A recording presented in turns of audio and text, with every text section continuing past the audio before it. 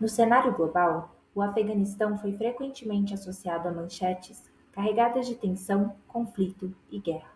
Mas por trás dessas manchetes existe uma história muito mais complexa, que exploraremos brevemente neste vídeo ensaio. Em 2001, os Estados Unidos lideraram uma intervenção militar no Afeganistão, como resposta aos ataques de 11 de setembro, atribuídos à Al-Qaeda, que tinha sua base operacional no país na época.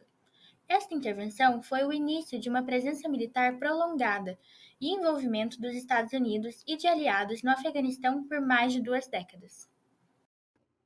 A justificativa para essa intervenção foi multifacetada, mas um argumento recorrente foi o da proteção das mulheres afegãs, com grande ênfase às restrições impostas pelo regime talibã às mulheres. As teorias feministas relacionam essa justificativa ao mito da proteção, frequentemente utilizado em tempos de conflito. Esse conceito se refere à sustentação da narrativa baseada em estereótipos de gênero, em que as guerras são conduzidas pelos homens para proteger grupos fragilizados como as mulheres e crianças. Nesse contexto, investigaremos se a intervenção militar dos Estados Unidos no Afeganistão, em 2001, justificada amplamente pelo mito da proteção às mulheres afegãs, realmente resultou em maiores direitos para as mulheres afegãs, especificamente quanto ao seu acesso à educação, alimentos e cuidados médicos. Nós levantamos a hipótese de que a intervenção militar dos Estados Unidos no Afeganistão falhou em proporcionar segurança e direitos substanciais para as mulheres afegãs ao longo prazo. Demonstraremos que tanto os talibãs quanto os Estados Unidos exploraram as mulheres afegãs como símbolos para legitimar seus respectivos objetivos políticos e conflitos, silenciando com isso as vozes e prioridades próprias das mulheres afegãs, apesar de agirem. Para entender o que aconteceu durante esse período crítico, é preciso olhar primeiramente para os antecedentes que moldaram o destino do Afeganistão. Os talibãs surgiram de uma minoria de membros de um grupo de guerrilheiros islâmicos denominados Mujahideen, que foi financiado por anos pelos Estados Unidos, devido à oposição do grupo à antiga União Soviética durante a Guerra Fria. O Talibã mesclou costumes conservadores pashtuns, praticados apenas em algumas áreas do Afeganistão, com a lei islâmica conhecida como Sharia, criando o que eles acreditavam ser diretrizes para uma sociedade islâmica ideal e justa. Durante seu controle sobre o Estado, de 1996 a 2001, o Talibã impôs leis extremamente conservadoras, excluindo as mulheres da sociedade e restringindo seu acesso à educação, à saúde e às mídias. Durante toda a década de 1990, os Estados Unidos permaneceram em silêncio diante das flagrantes violações dos direitos humanos cometidas pelo Talibã, especialmente devido a seus interesses estratégicos na região, como a exportação de gás natural pelo oleoduto da Unocal, que passaria pelo Afeganistão.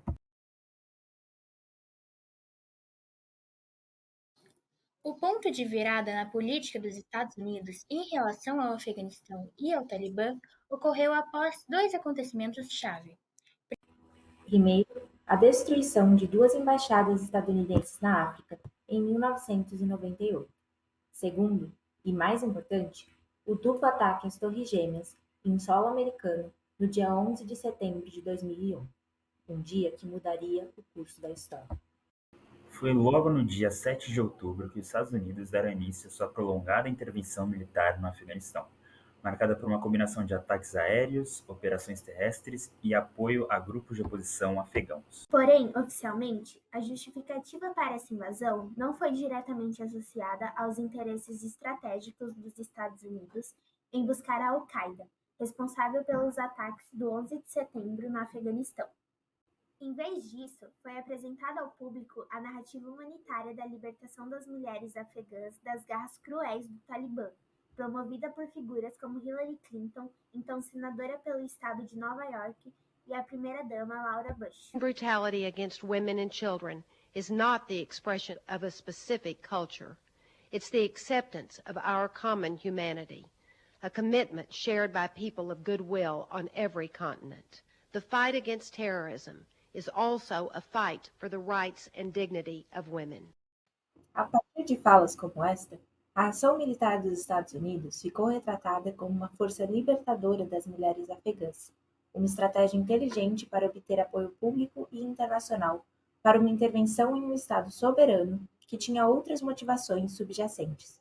Com isso, ao longo dos anos, a verdadeira complexidade por trás da invasão, assim como o impacto e devastação causados pelas operações militares subsequentes, foram ofuscadas por essa iniciativa inicial, pelo mito da proteção.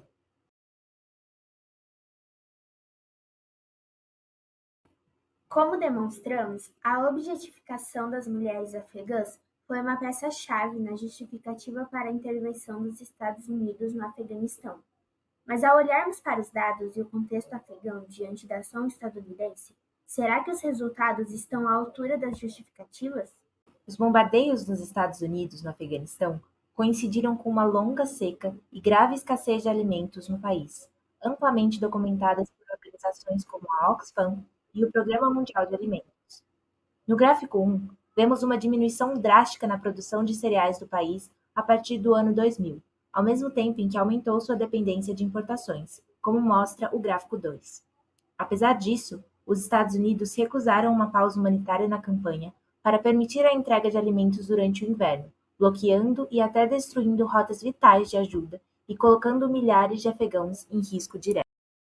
Quanto aos investimentos americanos na intervenção no Afeganistão, como é possível observar neste gráfico, enquanto bilhões de dólares foram alocados nas campanhas militares, apenas uma fração mínima de orçamento disponível foi destinada à ajuda humanitária, o que levanta dúvidas sobre a prioridade real dessa empreitada. Por fim, em 20 anos da ocupação iniciada em 2001, estima-se que mais de 71 mil civis perderam suas vidas, enquanto cerca de 84 mil opositores foram abatidos. Essa diferença mínima entre as mortes de civis e dos ditos alvos estratégicos dos Estados Unidos revela um descaso alarmante pela vida dos afegãos comuns e demonstra como a justificativa dada da proteção às mulheres e crianças não passa de um mito. Segundo as teorias feministas das relações internacionais, os conflitos são permeados por construções sociais de gênero, instrumentalizados por atores estatais e não estatais para justificar a guerra e legitimar suas agendas políticas. Essa manipulação de estereótipos vinculados ao gênero durante as guerras é denominada gentrificação. Esse conceito fica evidente no caso do Afeganistão, por exemplo, ao observarmos a importância estratégica da narrativa do mito da proteção, usado amplamente pela administração Bush para justificar a intervenção militar dos Estados Unidos. Avaliamos que o mito da proteção sobre as mulheres afegãs serviu para embelezar a realidade brutal dos bombardeios durante a campanha de 2001, criando uma falsa impressão de contarem com um caráter feminista. Também analisamos que essa narrativa simboliza uma falha do pensamento feminista branco-liberal de dialogar contra as expressões feministas não brancas, pois o mito da proteção às vulnerabilizadas mulheres afegãs foi forçado amplamente pelas mulheres brancas do Ocidente. Além disso, apesar das diferenças ideológicas entre as partes envolvidas, tanto os talibãs quanto os Estados Unidos, em última instância, exploraram as mulheres afegãs como símbolos para legitimar seus objetivos políticos.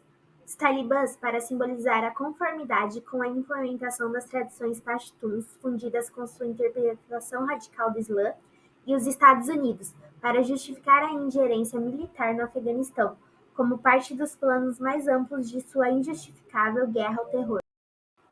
Ao apoiar-se em generalizações de gênero que não refletem a diversidade das perspectivas individuais, a história e demandas próprias das mulheres afegãs foram esvaziadas e reduzidas à mera propaganda política. A seguir, mostraremos como podemos trazê-las de volta ao foco. Alcançar os direitos e a dignidade das mulheres no Afeganistão exige um esforço sustentado em várias frentes, como as próprias mulheres afegãs expuseram em uma declaração conjunta no ano de 2001 denominada Proclamação de Bruxelas. Segundo as mulheres afegãs presentes em Bruxelas, as prioridades para garantir os direitos e dignidade para o povo afegão seria reabrir escola para ambos meninas e meninos, além de reconstruir a infraestrutura educacional do país, danificada pelas décadas de guerra. Além das necessidades básicas, as mulheres afegãs também enfatizaram a importância de garantir direitos sociais e políticos, incluindo a implementação de programas de planejamento familiar, proteção contra casamentos forçados, assédio sexual e tráfico de mulheres. Para ir além das manchetes, é essencial questionar as visões ocidentalizadas sobre o conflito. A intervenção dos Estados Unidos no Afeganistão impôs sobre as mulheres afegãs um ideal de liberdade baseado na imagem feminina ocidental, como evidenciado pela representação recorrente na mídia de mulheres usando véu como símbolo máximo da opressão do Talibã às mulheres afegãs. Nesse sentido, é interessante notar que o véu não é mencionado pelas próprias em nenhum dos 62 pontos da Proclamação de Bruxelas. Nas palavras da doutora Rahima Zafar Stanizai, as mulheres afegãs primeiro precisam de paz, depois de um governo central, e então de educação. Depois de tudo isso, estaremos em uma posição para tomar uma decisão sobre aborto. Portanto, na busca pela emancipação das mulheres afegãs, a verdade ecoa além das manchetes, nas vozes tantas vezes silenciadas. E por isso, o caminho para a liberdade exige não apenas a reconstrução física, mas também a desconstrução de narrativas impostas. É hora de ouvirmos além do que é mostrado, para ver além do que é dito.